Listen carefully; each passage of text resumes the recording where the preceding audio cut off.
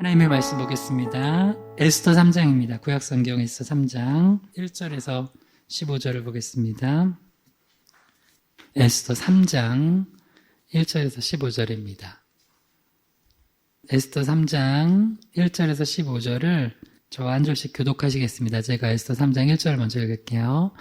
그 후에 아하스웨로 왕이 아각 사람 함무다다의 아들 하만의 지위를 높이 올려 함께 있는 모든 대신 위에 두니 대궐문에 있는 왕의 모든 신하들이 다 왕의 명령대로 하만에게 꿇어 절하되 모르드게는 꿇지도 아니하고 절하지도 아니하니 대궐문에 있는 왕의 신하들이 모르드게에게 이르되 너는 어찌하여 왕의 명령을 거역하느냐 하고 날마다 권하되 모르드게가 듣지 아니하고 자기는 유다인임을 알렸더니 그들이 모르드게의 일이 어찌 되나 보고자 하여 하만에게 전하였더라.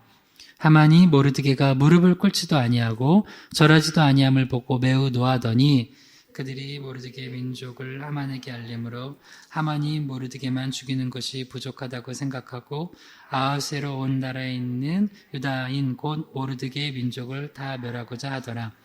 아하스웨로 왕 제12년 첫째 달 곧 니산월에 무리가 하만 앞에서 날과 달에 대하여 부르 곧 제비를 뽑아 12째 달 곧 아달월을 얻은지라. 하만이 아하스웨로 왕에게 아뢰되 한 민족이 왕의 나라 각 지방 백성 중에 흩어져 거하는데 그 법률이 만민의 것과 달라서 왕의 법률을 지키지 아니하오니 용납하는 것이 왕에게 무익하니이다. 왕이 옳게 여기시거든 조서를 내려 그들을 진멸하소서.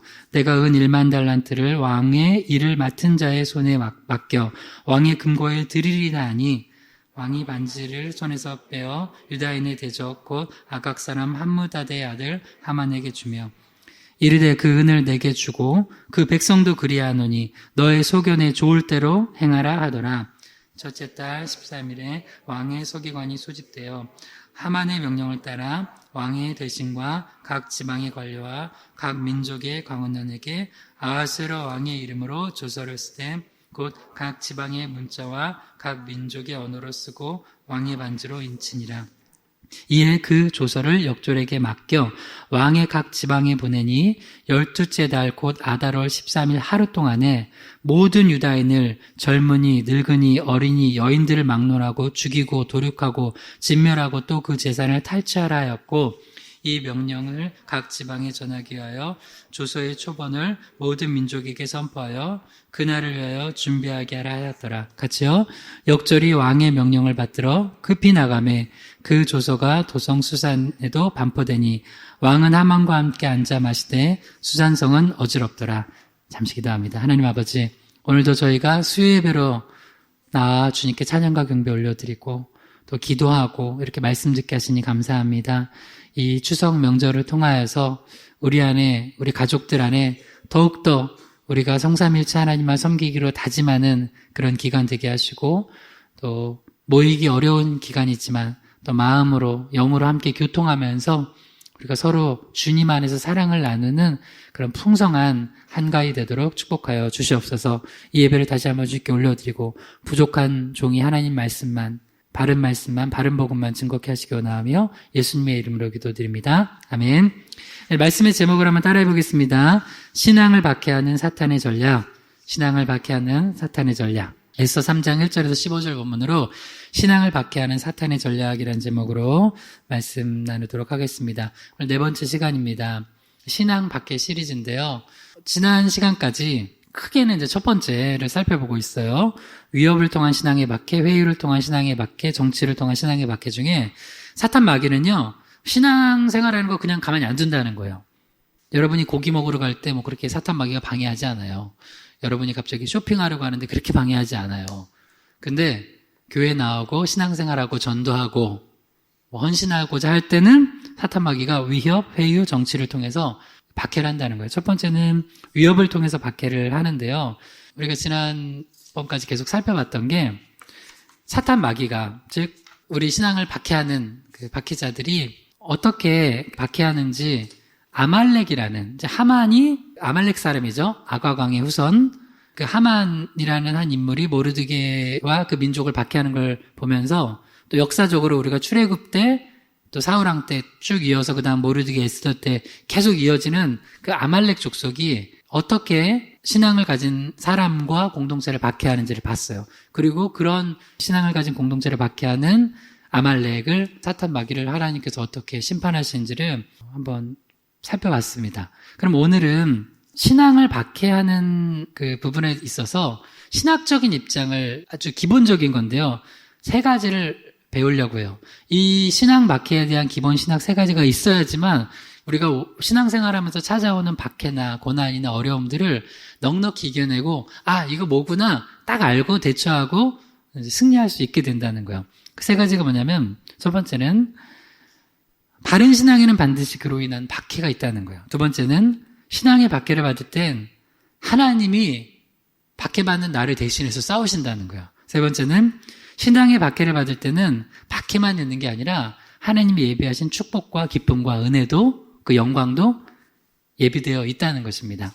우리 본문 말씀 한 절만 한번 읽어볼게요. 에스더 3장 5절에서 6절 한번 읽어볼까요? 하만이 시작. 하만이 모르드게가 무릎을 꿇지도 아니하고 절하지도 아니함을 보고 매우 노하더니 그들이 모르드게 민족을 하만에게 알림으로 하만이 모르드게만 죽이는 것이 부족하다고 생각하고 아하수에로의 온 나라에 있는 유다인 곧 모르드게 민족을 다 멸하고자 하더라. 왜 너는 무릎도 안 꿇고 절하지도 않냐 하면서 매우 노했던 사람이 이제 하만이죠. 하만은 이제 높은 정치인이고 또 영적으로 보면 아각 사람이죠. 아말렉 족속. 출애굽 때부터 계속해서 이스라엘 백성들 신앙을 없애려고 또 신앙 가진 사람들을 박해하려고 했던 그런 세력들이에요. 근데 그게 이 에스더 시대, 모르드게 시대까지도 계속 이어져요. 아마 주님 오실 그날까지 사탄 마귀가 우리들 신앙생활 그냥 잘하도록 내버려 두지는 않을 거예요. 왜? 신앙이 너무 소중하기 때문에요. 어떻게 해서든지 신앙생활 못하도록 믿음 저버리도록 사탄 마귀가 방해를 한다는 거예요. 어느 정도로 방해한다고요? 모르드게만 죽이는 게 성이 안 차서 모르드게의 민족, 유다인들을 하나님 믿어 너희들이 예배드리는 백성이라고 전도를 해. 가만히 안 두겠다 해서 싹 죽여야 되겠다 생각을 하고 계획을 세우는 지경까지 온다는 거예요. 그러면 하나님 이거 너무한 거 아닙니까? 우리는 신앙생활 열심히 하는데 왜 이런 어려움이 옵니까? 신앙생활 열심히 해서 그래요. 자, 신앙 박해에 대한 기본 신학 세 가지를 한번 차례대로 살펴볼게요. 한번 따라해봐요. 첫 번째 한번 따라해봐요. 바른 신앙에는 반드시 그로 인한 박해가 있다. 바른 신앙에는 반드시 그로 인한 박해가 있다. 네. 우리가 신앙생활 잘하기 때문에 박해받는 거예요. 디모데후서 3장 12절 읽어볼게요. 시작. 무릇 그리스도 예수 안에서 경건하게 살고자 하는 자는 박해를 받으리라. 한 번 더요. 시작. 무릇 그리스도 안에서 경건하게 살고자 하는 자는 박해를 받으리라. 주님 안에서 예수 안에서 우리가 잘 살아보겠다고 이제 믿음 생활 제대로 해보겠다고 하는 순간 사탄 마귀가 저놈 봐라. 가만두면은 예수 믿고 천국 가는 사람들이 많아지겠네? 그래서 쟤를 박해하자. 저 가정 봐라? 저 가정이 다 같이 전도를 하네? 지난 주일에 너무 재밌었어요. 지난 주일 우리 9월달, 마지막 주 전도 주일이었는데, 우리 교회 집사님 2 커플이 끝나고 여기서, 전도 보고를 하는데, 그 전도 보고도 이제 기록으로 다 이제 남겨두려고 해서, 있죠? 전도 보고를 하는데, 목사님, 저희 오늘 결혼기념일 날 맛있는 거 먹으러 가기 전에 먼저 전도하고 가는 가정. 근데 한 집사님, 권사님 부부가 또 결혼기념일이라는 거예요. 같은 날이야. 같은 날. 같은 날 결혼기념일인데 전도하는 부부들. 이 하나님 보실 때는 얼마나 예쁘겠어요. 근데 사탄 마귀가 볼 때는 얼마나 그냥 화가 날까요? 아니, 결혼기념일이면 교회도 빠져야지. 결혼기념일에는 교회도 빠지고 여행을 가야지. 주일날 교회를 나온다고? 그리고 전도까지 하고 가? 이런 얄미운 신앙 부부가 있나? 그렇게 생각을 할 텐데, 그러니까, 이제 그렇게 생각을 해서 어떻게 한다고요?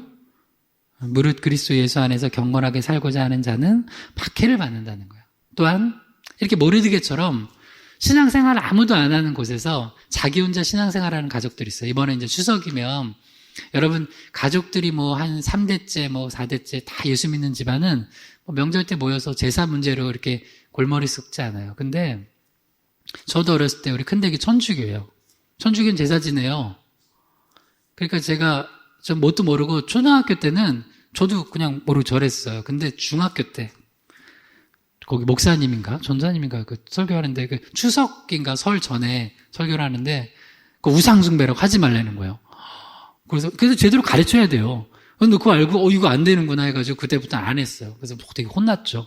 그리고 한 번인가 2번 안 하니까 나는 아예 제사에서 빠져서 그 제사 드릴 때 뭐 했냐 그 추석 특집 설 특집 만화 태권브이 뭐 이런 거 봤어요. 끝날 때까지. 여러분 이번 추석이 아주 좋은 추석이에요. 왜?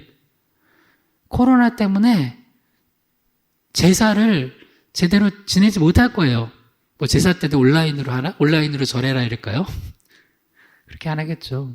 그러니까 이번 추석과 돌아오는 설 때 여러분 교회 다니시는 신앙 가지신 분들은 제사를 없애시기를 주님의 이름으로 축복합니다.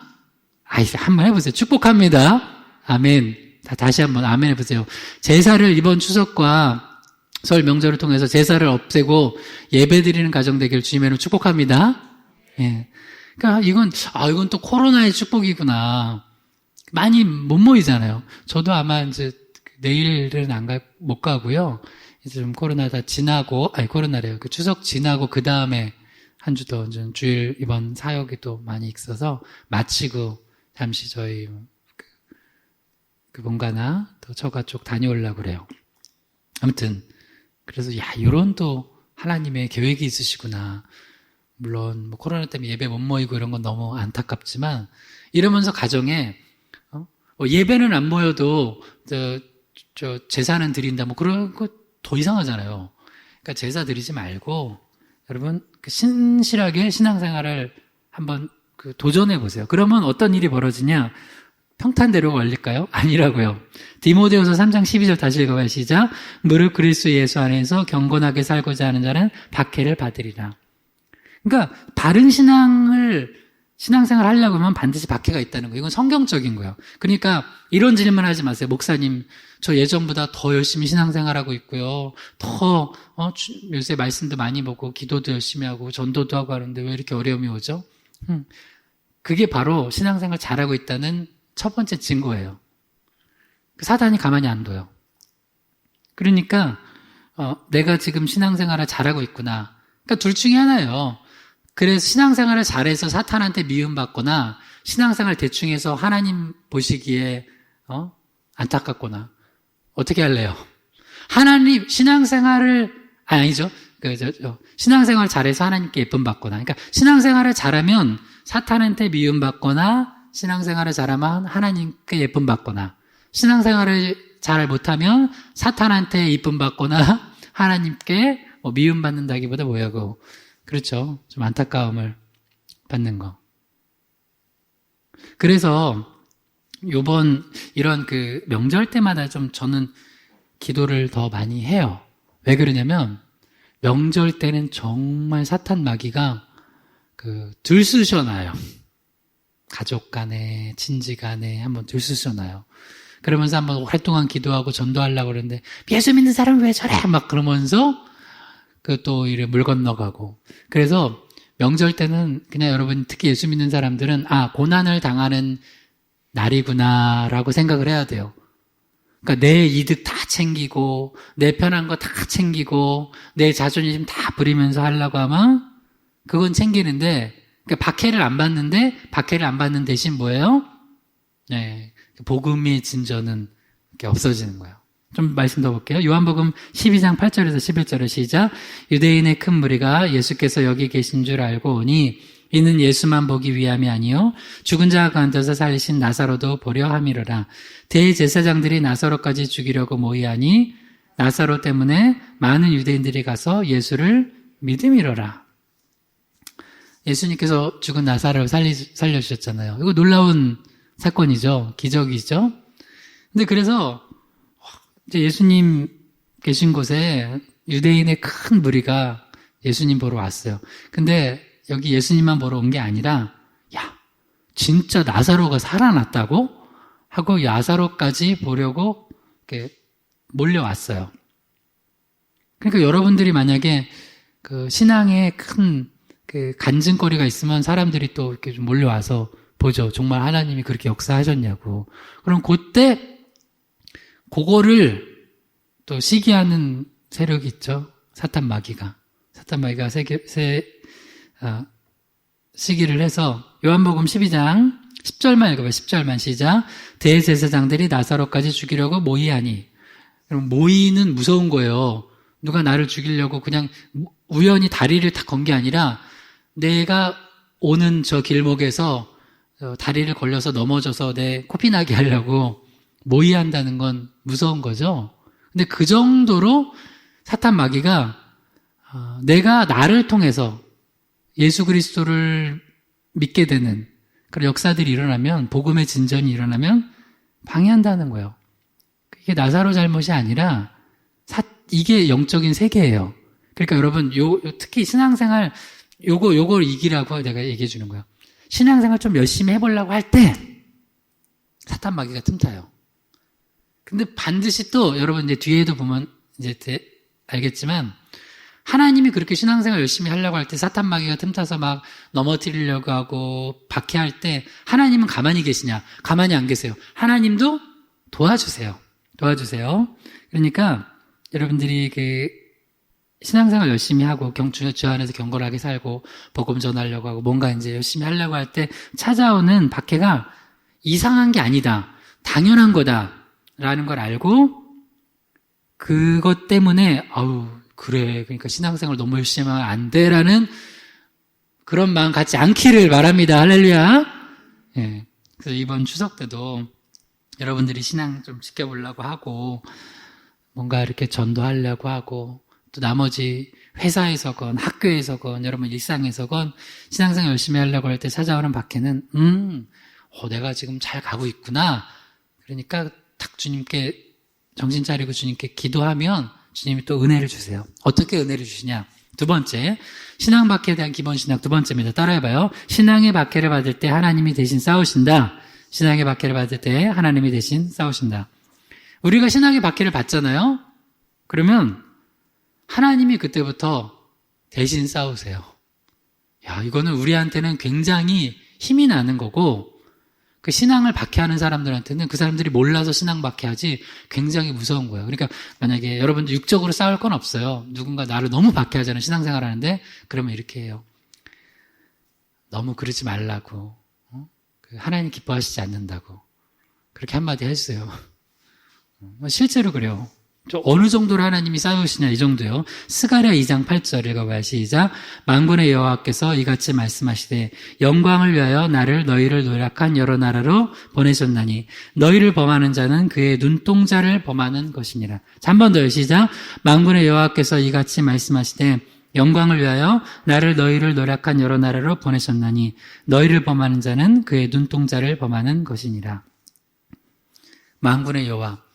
여기서 하나님을 지칭할 때 그 앞에 그 칭호를 붙이잖아요. 만군의 여호와는 뭐예요?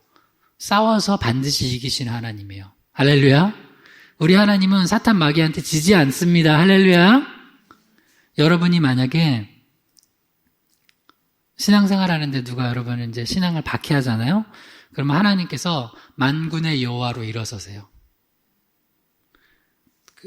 그래서 이제 우리 하나님 좋으신 분이에요. 그 시편 23편 같은 경우는 우리가 사망의 음침한 골짜기로 다닐 때는 어떤 하나님으로 우리를 인도하세요? 목자 되신 하나님으로 인도하세요. 너무 좋지 않아요? 이렇게 누가 여러분 대적할 때는 그땐 이렇게 기도하세요. 만군의 여호와 하나님 날 도와달라고. 그럼 하나님이 갑자기 뭐라고 하시냐면 누가 너희를 지금 범하느냐? 누가 너희를 내 사랑하는 자녀들을 고통 주느냐 하면서 이렇게 얘기하세요. 너희를 범하는 자는 그의 눈동자를 범하는 것이라. 우리를 박해할 때는 여호와 하나님을 성삼위일체 하나님의 눈동자를 범하는 거래요. 여러분 우리가 싸울 때 누군가 나를 이렇게 한 대 딱 치려고 할 때는 뭐부터 감아요? 싸움 못하는 사람은 눈을 먼저 감죠. 그래서 이제 뭐 권투 선수들이나 뭐 보통 눈을 감지 마 이렇게 하죠. 끝까지 쳐다보라고. 근데 그건 또 반대로 무슨 얘기냐면 그만큼 가장 먼저 보호하는 게 눈이에요. 그래서 지금도 여러분 저 설교 들으면서 여러분 무의식적으로 눈을 몇 번 깜빡거리는지 그거 의식적으로 세려고 그러면 머리 아파요. 몇 번 깜빡거리는지. 뭐 바람이 불거나 먼지가 들어오거나 그러면 눈을 깜빡거려요. 그냥 순식간에 보호하시는 거예요. 근데 우리가 신앙생활 하는데 박해를 하잖아요. 하나님께서 어떻게 하세요? 만군의 여호와께서 누가 내 눈동자를 범하느냐 하면서 주님께서 순식간에 우리를 보호하시면서 그 나쁜 악한 세력들을 멸하시겠다는 거예요. 그러니까 이 이야기를 왜 해주세요? 염려하지 말고 신앙생활 하라는 거예요. 제발 저는 우리 희망의 교회 오신 분들은 신앙생활 하다가 좀 어려움이 있다고 너무 두려워 떨지 않았으면 좋겠어요. 코로나라고 너무 두려워 떨지도 말고 뭐 코로나도 두려워 떨지만 코로나 상황에서 우리가 뭐 신앙생활 하는 거, 예배하는 거, 찬양하는 거, 기도하는 거, 전도하는 거 그걸 가지고 그렇게 뭐 또 사람들 이미지 안 좋아하실까봐 욕 먹을까봐 너무 두려워 떠는데 욕 좀 먹으세요. 욕 좀 먹고 그리고 담대하게 신앙생활 하세요. 그러면 하나님께서 이 믿음 진짜구나 하면서 하나님 도와주세요. 그리고 우리를 해하려고 하는 세력은 주님께서 보호해 주신다는 거예요. 우리 스가랴 2장 8절 한번 외워볼까요? 스가랴 2장 8절 한번 읽어봐요. 다시 시작. 만군의 여호와께서 이같이 말씀하시되 영광을 위하여 너희를 노력한 여러 나라로 보내셨나니 너희를 범하는 자는 그의 눈동자를 범하는 것이니라. 사실 이스라엘 백성들, 유다 백성들이 하나님 앞에 말 안 듣고 많이 혼나는 경우도 있어요. 그럼에도 불구하고 하나님의 백성들이기 때문에 나중에 이스라엘, 유다를 멸망시키고 힘들게 했던 나라들 있죠. 뭐 아수르나 또 바벨론이나 에돔이나 뭐 아람이나 다 하나님께서 혼내세요. 그 정도로 하나님께서는 주의 백성들을 사랑하신다는 거예요. 사랑하신다는 거예요. 그러니까 이걸 믿고 신앙생활을 해야 된다는 거예요. 그다음 또 하나 사도행전 9장 3절에서 5절 읽어봐요. 사도행전 9장 3절에서 5절 시작. 사울이 길을 가다가 다메섹에 가까이 이르더니 호련히 하늘로부터 빛이 그를 둘러 비추는지라. 땅에 엎드러져 들음에 소리가 있어 이르시되 사울아 사울아 내가 어찌하여 나를 박해하느냐 하시거늘 대답하되 주여 누구시니까 이르시되 나는 내가 박해하는 예수라. 변화되기 전에 사울이 이제 자기는 그게 잘하는 건 줄 알고 그게 하나님을 위하는 건 줄 알고 예수 믿는 사람들 박해했죠. 그러니까 여러분 신앙생활 할 때 성경, 하나님을 아는 지식도 되게 중요해요. 그 성경 배워야 돼요. 하나님을 아는 지식이 없잖아요. 그러면 나는 하나님을 위해서 한다고 하는 일이 사실은 하나님의 영광을 가리는 경우가 많아요. 지금 우리 한국교회나 세계 교회들이 결정한 모든 결정들이 결국에는 이게 하나님의 영광에 더 도움이 된다고 생각해서 결정한 거잖아요. 그렇지 않고 결정하면 그럼 교회 아니죠. 이렇게 해서 이렇게 예배도 다 비대면으로 하고 쉬고 모든 걸 하는 게 하나님 보실 때는 이게 하나님한테 더 영광이 된다라고 생각을 해서 하는 걸 거 아니에요. 근데 만약에 하나님이 난 아닌데 라고 하면 어떻게 돼요?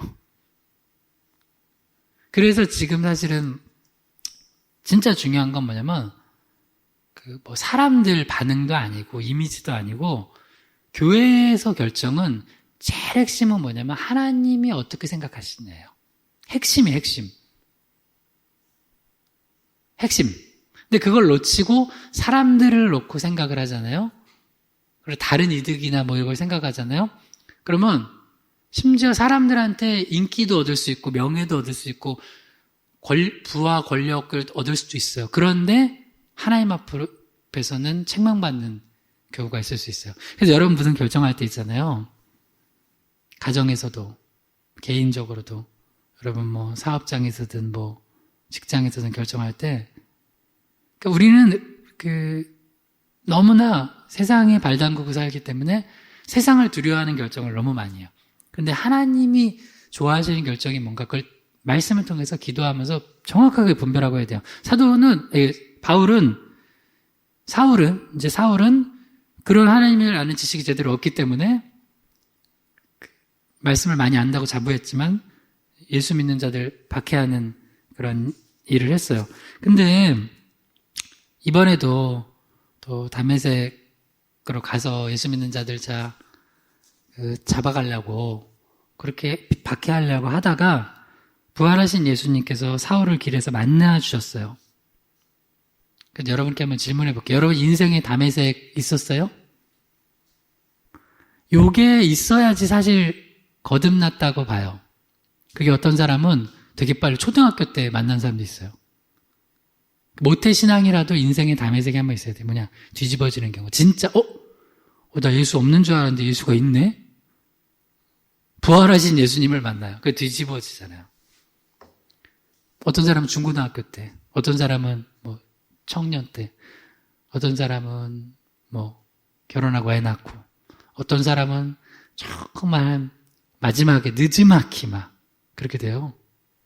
빨리 있으면 좋죠. 사도 바울도 이 인생의 다메섹을 만난 거예요. 인생의 다메섹을. 갑자기 호련히 하늘로부터 빛이 그를 둘러 비추는지라 그러면서 뭐라고 하냐면 이제 사울이 땅에 엎드려졌죠. 그래도 이제 눈이 안 보였으니까. 그러면서 주님이 뭐라고 말씀하시냐면 사울아 사울아 내가 어찌하여 나를 박해하느냐 했어요. 예수님 사울은 예수라는 존재가 나는 있는 그냥 인간적 존재로 알지 예수라는 존재에 대해서 신적으로 생각을 안 했어요. 그러니까 나는 예수를 박해한다고 생각하는 적은 없고 누굴 박해했냐? 예수 믿는 자들을 박해했어요. 근데 예수님께서는 부활하신 예수께서는 그런 사울에게 나타나셔서 뭐라고 하냐면 왜 나를 박해하냐고 자꾸 그래요. 이게 우리가 아까 스가랴 2장 8절에서 읽었던 거랑 같은 영적인 맥락이야. 너희를 범하는 자는 만군의 여호와 하나님의 눈동자를 범하는 거예요. 그러니까 예수 믿는 사람들을 박해하는 건 누구를 박해하는 거라고요? 예수님을 박해하는 거라고요. 같은 입장이라고요. 그래서 제가 여러분께 신앙생활 할 때 지금 두 번째 신앙의 박해를 받을 때 하나님 대신 싸우신다는 거 이거 꼭 가르쳐 드리는 게 요걸 못 믿는 사람들은 금방 신앙이 흔들려요. 왜? 박해만 보니까. 너무 어렵거든. 힘들거든. 이거 나 혼자 싸우다 지칠 것 같거든요. 아니라고요. 신앙에 박해가 있지만 그때 하나님이 나오셔서 너 왜 내 새끼 건드려? 이거예요.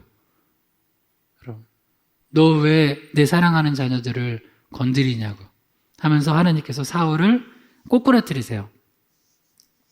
그래서 사울이 이때 꼬꾸라졌어요. 이때 안 꼬꾸라졌으면 이제 큰일 났어요. 그래서 여러분 꼬꾸라지려고 하나님이 꼬꾸라뜨리실 때 꼬꾸라지는 게 축복입니다. 할렐루야. 이 인생의 다메섹을 만났을 때 한번 확 돌아와야 돼요. 그 눈이 멀었을 때 더듬거리면서 누구한테 이렇게 부축받지 않으면 앞으로 못 갈 그 상황에서 내가 아무것도 아니구나. 그럴 때 있잖아요, 가끔. 이전까지는 내 힘으로 살아갈 때 있어요. 나 정도 똑똑하고, 이 정도 내가, 힘이 있고, 이 정도 더 배경 좋으면 못할 게 어디 있나 할 때 하나님이 한번 확 꼬꾸라뜨리세요. 그때, 난 아무것도 아니구나. 하나님이 한번 보시면 난 그냥 날아가는 먼지구나. 이번에 우리 장례 치렀잖아요. 돌아가시면 먼지 돼요. 우리 이제 화장하죠, 화장. 화장하면, 화장한 다음에 뼈가루 빠면 그 먼지요, 먼지. 우리 먼지로 하나님께서 티끌로 흙으로 우리를 지으시고, 그 다음에 생기를 불어 넣으셨기 때문에 우리가 인간이 된 거예요. 살아있는 영, 생명이. 아니면 그냥 다 먼지로 돌아가는 거예요. 그래서 사도 바울이 이때 한번 꼬꾸라진 거예요. 그래서 가장 은혜 받는 사람이 뭐냐면 잘 꼬꾸라지는 사람. 그게 가장 축복이에요. 오늘 하루도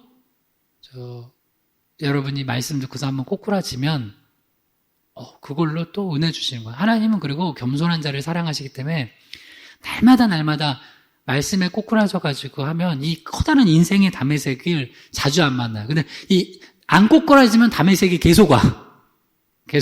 또 꼬꾸라지고 또 꼬꾸라져야 되니까요. 그래서 여러분 인생에서 담에색이 올 때 이제 두 손 들고 하나님만 의지하세요. 그리고 하나님은 참 하나님을 의지하는 걸 좋아하세요. 좀 이상해요. 여러분 어떤 사람이 나한테 자꾸 귀찮게 의지하면 좀 인간은 좀 싫잖아요. 그죠? 근데 여러분 자식 봐요. 자식이 어려운 일이 있는데 엄마 아빠 의지해서 해결하면 좋아요.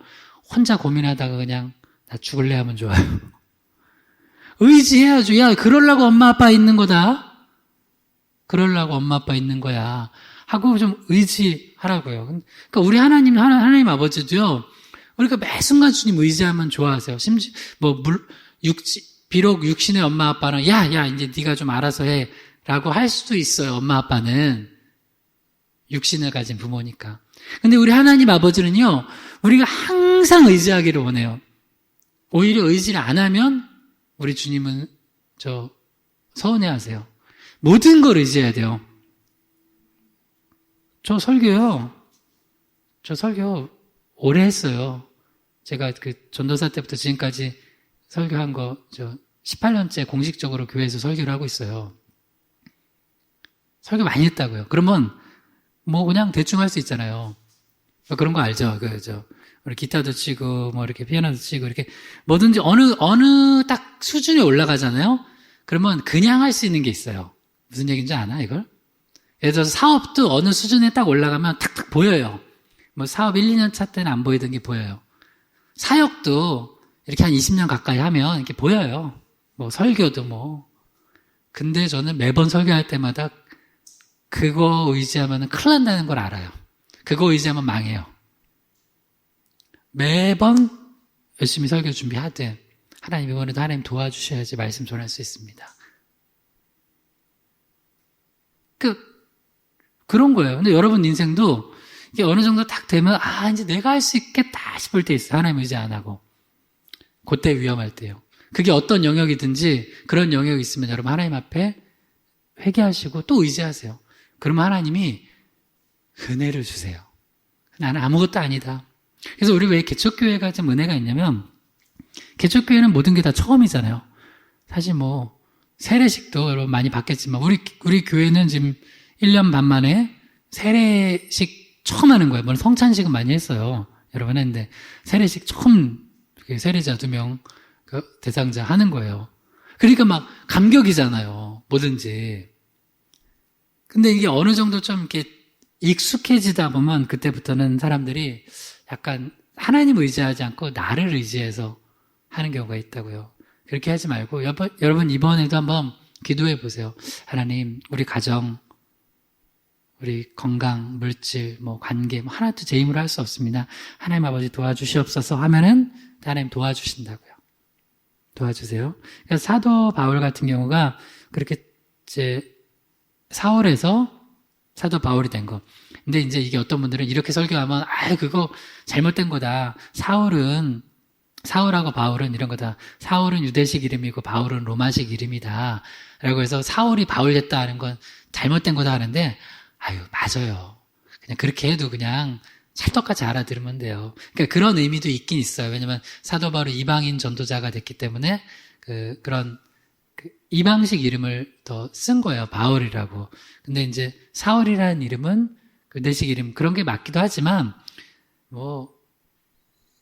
사울이 바울 됐다고 해도 그게 틀린 거 아니에요. 그러니까 괜히 하나 대단한 진리를 발견한 것처럼 설교할 때마다 그런 거 하나 또 걸리면 목사님 이렇게 하고서 하는데 좀 그냥 은혜롭게 넘어가도 돼요. 어떤 분들은 저기 십자가 좌편강도 우편강도 하는데 성경에는 그냥 한편강도라고 나와요. 근데 성경에 보면 또 다른 성경에 보면 주님께서 하나님 또 택하고 의로운 자들은 오른쪽에 아닌 자들은 멸망받고 심판받는 자 왼쪽에 논다. 이런 것 때문에 십자가 우편강도라고 얘기해요. 그럼 목사님 그 우편강도 아니라고 하는데 그래요. 그래서 한편강도라고 맞다고. 하여튼 굉장히 그리고 심지어 우리가 하여튼 별거 다 있어요. 그래서 이제 제가 이거 설명 안 드리면 또 쓸데없는데 고민하다가 진리가 아닌 부분에서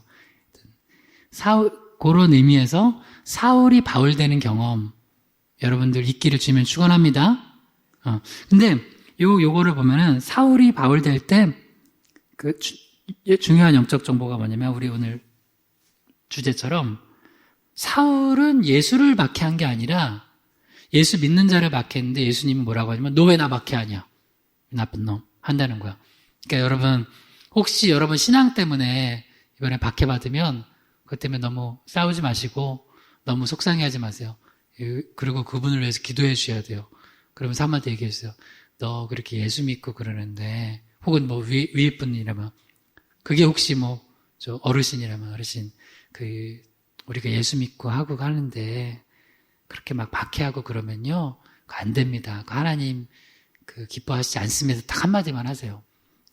그리고 스가랴 2장 8절과 사도행전 9장 3절에서 5절을 카톡으로 보내주세요. 그러면 이게 뭔데 물론 무슨 의미인지도 모르겠지만 근데 이게 성경이에요. 성경에 하나님 말씀하신 거예요. 그러니까 여러분 신앙 박해받아도 두려워하지 마시고 나를 위해 대신 싸우시는 만군의 여호와 하나님 있으니까 담대하시기 바랍니다. 할렐루야. 마지막 세 번째 우리 신앙의 박해를 받을 때 신학적인 거 세 번째는 이거예요. 따라해 보세요. 신앙의 박해를 받을 때는 예비된 축복도 있다. 신앙의 박해를 받을 때는 예비된 축복도 있다. 그러니까 신앙의 첫 번째가 신앙 박해는 예수 잘 믿으면 영향력이 있으면 나사로를 죽이려고 하는 것처럼 박해가 있다는 거예요. 두 번째는 이렇게 다 신앙 박해 받을 때 하나님이 가만히 있지 않는다고요. 이놈들이 내 눈동자를 범해 아니 감히 내 새끼를 건드려 사울 어찌하여 나를 박해하느냐 하면서 그 박해하는 사람들 마음속에 두려움을 줘요. 그러면서 또 때로는 그렇게 두려움 줬는데도 계속 박해하면 하나님이 그때 한번 손대요. 그러니까 염려하지 마시라는 거예요. 세 번째는 신앙 박해를 받을 때는 축복도 있어요. 영광도 있고 기쁨도 있어요. 그래서 내가 박해를 받아도 신앙생활을 할 수 있는 거예요. 마태복음 5장 10절에서 12절입니다. 시작. 의를 위하여 박해를 받는 자는 복이 있나니 천국이 그들의 것임이라. 나로 말미암아 너희를 욕하고 박해하고 거짓으로 너희를 거슬러 모든 악한 말을 할 때에는 너희에게 복이 있나니 기뻐하고 즐거워하라. 하늘에서 너희 상이 큼이라. 너희 전에 있던 선지자들도 이같이 박해하였느니라. 예수님이 직접 하신 말씀이에요. 산상수훈에서. 박해받으면 박해로 끝나는 게 아니라 복이 있다는 거예요. 천국이 그들의 것임이고 나로 말미암아. 그러니까 이 박해는 내가 뭐 잘못해가지고 죄 받는 거 말고 정말 신앙생활 잘하고 예수님 위해서 우리가 욕 얻어먹고 박해받으면 그리고 또 어떤 사람이 또 거짓말로 막 우리를 올무에 넘어뜨리려고 할 때는 주님이 또 약속했어요. 복이 있다는 거예요. 그러니까 너무 억울해하지 마세요. 주님의 축복이 예비되어 있구나 하면 돼요. 그리고 기뻐하고 즐거워하래요. 왜? 하늘에서 상이 크기 때문이에요. 우리 전에 있던 선지자들, 여러분 구약 성경 읽어보세요. 선지자들이 그렇게 평탄하지 않았어요. 그러는데도 불구하고 복음을 전할 수 있었던 이유는 여러분 그렇게 생각하죠. 박해받는 신앙생활하면 얼마나 힘들까. 근데 의외로요. 신앙 박해를 받은 분들 있잖아요. 그분들 얘기 들으면은 우리 생각보다 안 힘들었대요. 왜? 그래 주님이 도와주시니까. 그걸 경험해요. 그리고 역시 우리를 도와주시면서 그 신앙 박해하는 사람들 아주 하나님이 정말 작사를 낼 때가 있어요. 그걸 봐요 또. 그래서 절대로 여러분도 혹시 누구 신앙생활 잘하고 있는 사람 박해하지 마세요. 내가 못하면 그냥 가만히만 계시면 돼요. 모르드게와 모르드게 민족 다 죽이려고 하다가 하만이 어떻게 돼요? 하만 그 가정이 작살나잖아요. 하만이 죽잖아요. 그러니까 그렇게 되는 거예요. 그런데 거기만 있는 게 아니라 축복도 있다는 거예요. 그러면 여기서 한번 이제 보세요. 두 가지 축복을 나눠서 볼게요. 하나는 궁극적으로는 최종적인 하늘의 상급이 쌓여요. 그래서 이 땅에서 박해받는 신앙생활을 하면서 복음을 잘 전하고 했던 사람과 그냥 대충대충 하고 한 사람은 똑같이 천국은 가는데 상급이 달라요. 영광이 달라요. 영광이 달라. 그래서 하늘의 상이 있고 또 하나는 이 땅에서 뭘 누리냐면 여러분 세상을 살아가는데 왜 우울증 걸리고 죽는 줄 알아요? 기쁨이 없어서 그래요. 우울증을 이길 수 있는 기쁨이 있으면 우울증을 이기고 살아요. 아무리 어려운 게 있어도 그 기쁨이 있으면. 근데 그 세상의 기쁨은 그걸 못 이겨요. 근데 그 영적인 기쁨은 그걸 다 이겨요. 그래서 그 기쁨을 주세요, 하나님이. 박해를 받는데 그 기쁨을 줘서 나머지를 어려운 것들을 다 이기고 또 살아낼 수 있는 힘을 주세요. 근데 그때 그래서 우리가 좀 알 필요가 있는 게, 자, 저를 한번 보세요. 자, 왼쪽과 오른쪽이 있어요. 네, 왼쪽 오른쪽 하지 마시다. A라는 길이 있고 B라는 길이 있어요. 나는 A라는 길로 가고 싶어요. 하나님 뜻이 아니야 보니까. 하나님 뜻은 B에 있대요.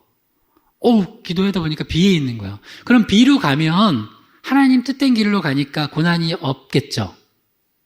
아니라고요.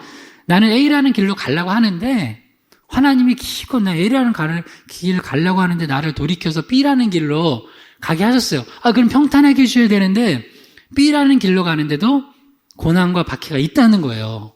왜 그런지는 좀 이따 설명할게요. 자, 사도행전 16장 6절에서 8절을 시작. 성령이 아시아에서 말씀을 전하지 못하게 하시고는 그들이 부르기아와 갈라디아 땅으로 다녀가 무시아 앞에 이르러 비두니아로 가고자 했을 때 예수의 영이 허락하지 아니하시는지라 무시아를 지나 드로아로 내려갔는데. 그러니까 이 정도 되면 그래도 성령 충만한 거예요.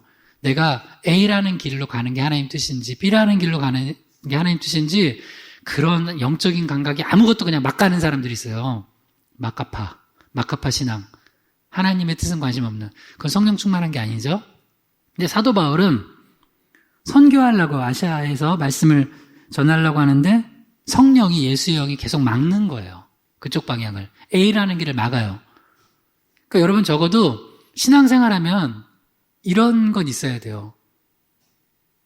내가 지금 A, B, C 정도 있을 때 하나님이 지금 내가 가려고 하는 길을 지금 뭔가 막으시나는 거? 이런 감각들이 있어야 돼요. 영적인 감각. 그게 성령 충만한 거예요. 그래서 이제 그게 가능한 게 뭐냐? 말씀과 기도예요. 그리고 또 하나는 영적 교제가 왜 중요하냐면 예수 안 믿는 사람들하고 술 마시면서 맨날 얘기해봤자 내가 결정한 B라는 거를 나는 B로 가고 싶어. 그러면 내가 원하는 거를 계속 지지해 줄 사람만 만나요. 근데 기도하고 말씀을 들으면 나는 B로 가고 싶은데 하나님 A로. 나는 A로 가고 싶은데 하나님은 B로 알려주세요.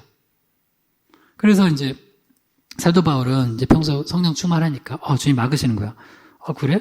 그럼 주님의 뜻이 뭔가 하는데 기도하는 가운데 환상을 봐요. 사도행전 16장 9절에서 10절을 시작. 밤에 환상이 바울에게 보이니 마게도냐 사람 하나가 서서 그에게 청하여 이르되 마게도냐로 건너와서 우리를 도우라 하거늘 바울이 그 환상을 보았을 때 우리가 곧 마게도냐로 떠나기를 힘쓰니 이는 하나님이 저 사람들에게 복음을 전하라고 우리를 부르신 줄로 인정함이로라. 그때 하나님께서 좀 초자연적 방법으로 환상을 통하여서 마게도냐 사람 하나, 그러니까 그것도 알아본 거예요. 이게 신기해요. 꿈속에서 알아봐요. 영적으로 때로는 어떻게 알아봤을까? 마게도냐 사람 하나가 건너와서 막 선지자만 건너와서 우리를 도우라는 거예요. 근데 사도 바울이 얼마나 성령 충만했냐면 이 두 가지가 있어요. 하나님의 뜻을 알아채는 영성이 있고 또 하나는 하나님의 뜻을 안 거를 순종하는 영성이 있어요. 이 두 가지가 다 있으면 그 사람은 하나님께서 귀하게 쓰세요. 근데 하나님의 뜻이 어딘지도 알아채리지도 못하고 자기 길로 가고 또 하나 알아채렸는데 순종하는 영성이 없어서 알긴 알겠는데 하나님 난 이미 우리 선교 팀원들하고 다 아시아 쪽에서 복음 전하기로 했는데 하나님 이러시면 어떡합니까? 하나님 너무 하시는 겁니다. 싫어요. 그런데 사도 바울은 하나님께서 거기를 A라는 길을 막으시고 B라는 길로 가라는 걸 알고 어떻게 하냐면 정말 순종해요. 건너가요. 짐을 싸요. 이번에 우리 장례 치를 때도 이게 막 맞는지 안 맞는지 겨우 예수 하나 믿는 막내딸은 캐나다에 있고 예수 안 믿는 형제들 놓고 이게 기독교 장례를 치르라니 이게 근데 그냥 순종한 거잖아요. 그러니까 순종하니 돼요 안 돼요? 되잖아요 또. 그래서 그 다음 것까지 너무 생각하면 순종을 못 해요. 그러니까 머리 너무 좋은 머리 굴린 사람이 자기 교회 넘어가는 경우가 되게 많아요. 그냥 하나님이 10m 보여줬으면 어떻게 돼요? 10m까지는 가야 돼요. 근데 꼭 자기 머리 굴려서 저기 50m 뒤에 그건 하나님이 생각해. 하나님은 50m가 보여야죠. 1000m, 1000m 뒤를 보고 지금 10m 앞으로 가라는데. 근데 10m 앞을 일단 가야지 그 다음에 보이는 거예요. 홍해가 어떻게 갈라져요? 요단강이 어떻게 갈라져요? 딱 그 믿음을 가지고 모세가 지팡이를 들고 또 언약궤를 맨 제사장들이 요단강에 발을 담그고 그래야지 그게 갈라지는 거라고요. 그러니까 여러분도 우리도 봐요. 우리 지금 주일학교 한 명 있는데 이거 계산하면 너무 이거 리스크가 크지 않아요? 무슨 예배를 세워 전도사님 모시고. 근데 주님이 보여주셨잖아요. 그러면 우리 거기만 하면 돼요. 할렐루야. 아멘 좀 해봐요. 아멘. 이게 신앙생활인 거예요. 그래서 이제 사도 바울이 걸로 건너가요. 자, 그러면 여기서 질문. 이렇게 A라는 길이 하나님 뜻이 아니구나. B라는 길로 갔으면 이제부터 탄탄대로가 열리겠죠. 예, 자, 이때 고난이 시작됩니다. 자, 사도행전 16장 19절에서 23절에 시작. 여종의 주인들이 자기 수익의 소망이 끊어진 것을 보고 바울과 실라를 붙잡아 장터로 관리들에게 끌어갔다가 무리가 일제히 일어나 고발하니 상관들이 옷을 찢어 벗기고 매로 칠하여 많이 친 후에 옥에 가두고 간수에게 명하여 든든히 지키라 하니. 이게 무슨 경우예요? 하나님 A라는 길로 가려고 하는데 하나님이 굳이 환상을 보여주시고 건너와서 우리를 돌아서 짐 싸고 산 넘고 물 건너 바다 건너 셔셔셔 하면서 갔는데, 이거 되게 옛날 유머인데 잘 모르시죠? 갔는데 그러면 평탄대로가 열려야 되는데 이게 뭐야? 여기서도 왜 이렇게 된 거냐면 한 여종이 귀신 들려가지고 악신이 들려가지고 그 점치는 여종이었어요. 그런데 그 여종이 주인이 있어. 주인들이라는 건 이 한 여종을 가지고 불어먹는 나쁜 놈들이 많았다는 거예요. 그래서 점 쳐주면은 또 점이 어느 정도 맞아요. 여러분 그거 아셔야 돼요. 점집 가서 목사님 그 점침이 맞더라고요 하면서 되게 놀라지 마세요. 맞아요. 그 애굽의 술사들도요. 몇 개는 또 그 모세와 아론이 행했던 10가지 재앙 초기 몇 개는 했어요. 근데 이 재앙부터 못해. 그러니까 그들도 마술사들도 바로한테 야 너희들 왜 못해? 바로가 그러니까 이건 하나님의 권능이라고. 우리도 거기까지 못한다고. 그러니까 사탄 마귀도 어느 정도까지는 해요. 그러니까 그거 대단한 줄 알고 목사님 어느 점집에 가니까 맞춰요. 맞춘다고요. 그 맞춘다고 해서 여러분 영혼을 팔아먹을 거예요? 절대 하지 마세요. 그딴 짓. 하나님이 제일 싫어하는 게 점치는 거, 우상 숭배하는 거. 하나님 아닌 다른 영적인 걸 의지하는 거예요. 그래서 우리가 왜 제사도 드리지 말라고 하냐면 그 조상들의 은덕이 영적으로 막 우리한테 무슨 보온이 돼서 한다고 그딴 짓 하니까 그런 거예요.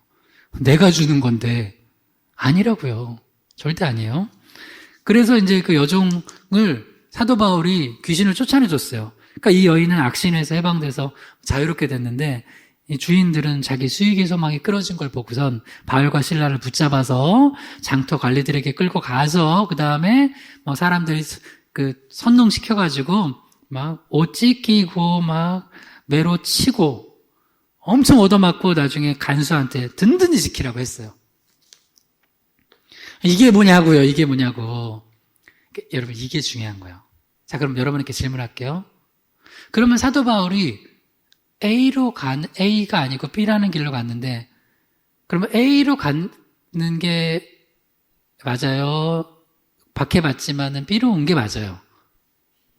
B로 온 게 맞아요. 우리는 알잖아요. 근데 우리는 어떻게 생각하냐면 그거 봐. 내가 잘못 생각했어. 괜히 그냥 그 A로 가야 되는데 B로 돌려가지고 이런 어려움을 당하잖아.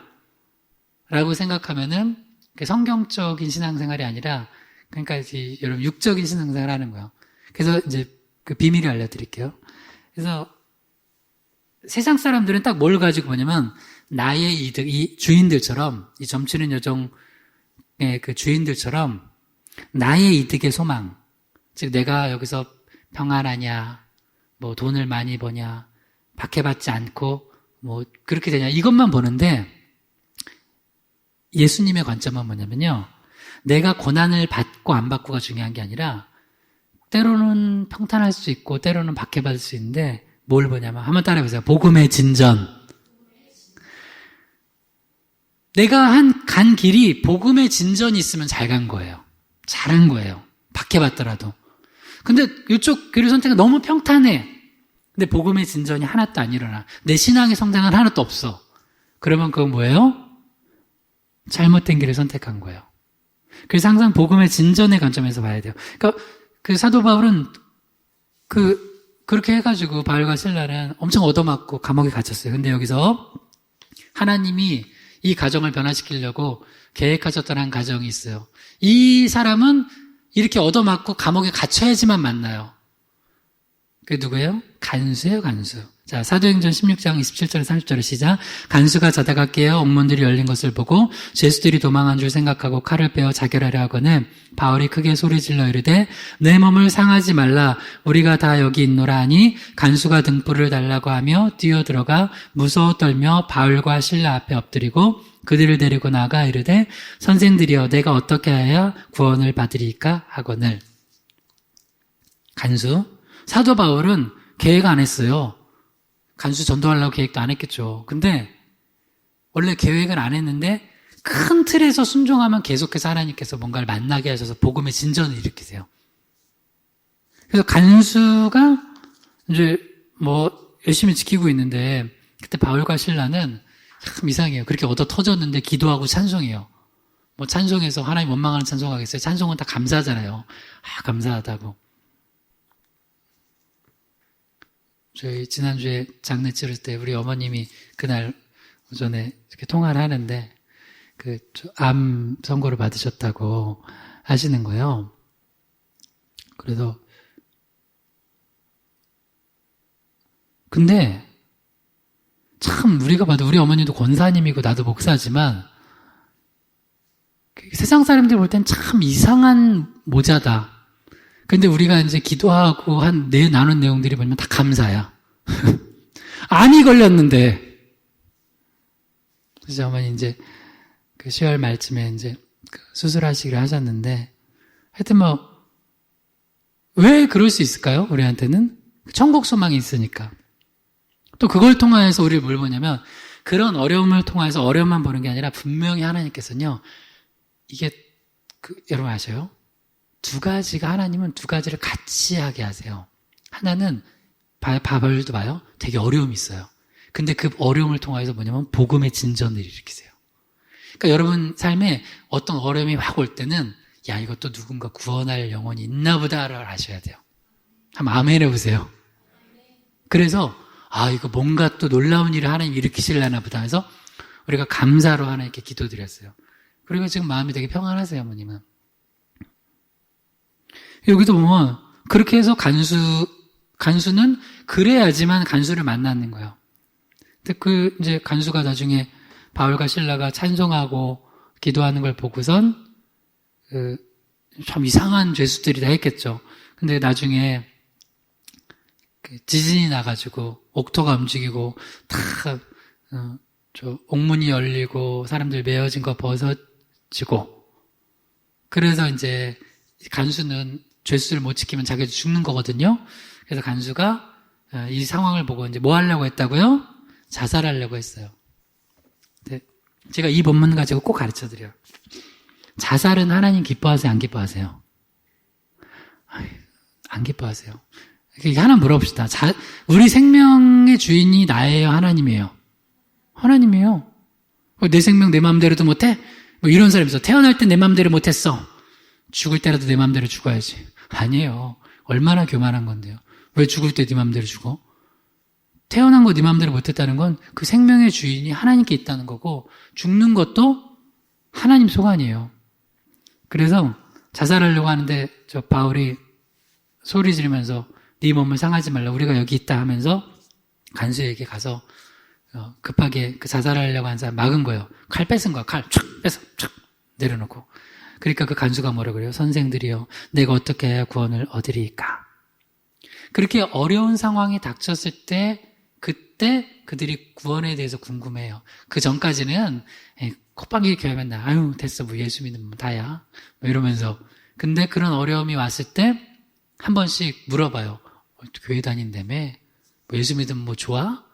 이렇게 하면서 그때 복음 전할 기회예요. 그래서 사도행전 16장 31절에 34절 이런 역사가 여러분 가족들에게 이번 추석 때 있기를 바라면서 읽어봐요. 시작. 이르되 주 예수를 믿으라. 그리하면 너와 내 집이 구원을 받으리라 하고 주의 말씀을 그 사람과 그 집에 있는 모든 사람에게 전하더라. 그 밤 그 시각 간수가 그들을 데려다가 그 맞은 자를 씻어주고 자기와 온 가족이 다 세례를 받은 후 그들을 데리고 자기 집에 올라가 음식을 차려주고 그와 온 집안이 하나님을 믿음으로 크게 기뻐하니라.